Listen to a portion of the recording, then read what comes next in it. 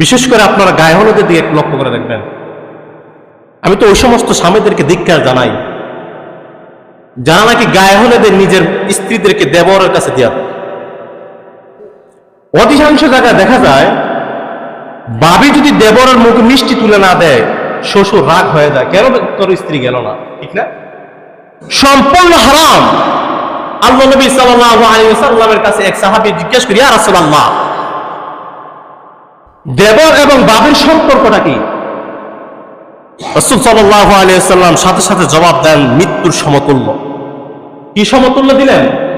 মৃত্যুর সমতুল্য দিলেন। মানে এত ভয়ঙ্কর হলো তোমার দেবর, সাবধান, দেবরের সামনে যাওয়া যাবে না। কিন্তু গায়ে হলুদে দেখা যায় বাবিরা যদি আগে মিষ্টি না দেয় তাহলে যেন গায়ে হলুদই পরিপূর্ণ হয় না, ঠিক না বিষয়টা? আপনি যে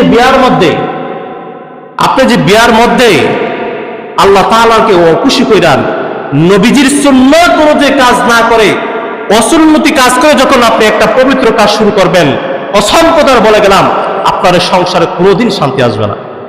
আজ নয় কাল, কাল নয় পরশু, একদিন না একদিন আপনার সংসারে ঝামেলা হবেই হবে, এটা 100% ধরে রাখেন। অথচ রাসূল সাল্লাল্লাহু আলাইহি ওয়াসাল্লাম বলে যায়, যত সংক্ষেপে পাও কম টাকা তুমি তোমার বিবাহকে সম্পন্ন করে ফেলো। কিন্তু আজকাল আমাদের বিয়ে যদি হয় 10 লাখ টাকার নিচে তো যায় না, ঠিক না বিষয়টা? এ মেয়ের বাড়ির অবস্থা একবারে করুন, কম দিয়ে কয়ে দেয় আমরা 100 জন আসবো। কয়জন? 100 জন। অথচ হলো গিয়া মেয়ের বাড়ি খাওয়ানো সুন্নত না, সুন্নত তো ছেলের বাড়ি খাওয়ানো। কথা বুঝছেন? আমরা হয়ে গেছি উল্টা। খায় গিয়ে কার বাড়ি? মেয়ের বাড়ি গিয়ে খায়। অথচ উচিত ছিল খাইবে কার বাড়িতে? অলিমা হলো সুন্নত। কি বিয়া সুন্নত না, কথা মনে রাখবেন। মেয়ের বাড়ির খাওয়া কি না সুন্নত না, সুন্নত হচ্ছে ছেলের বাড়ি অলিমা খাওয়া সুন্নত।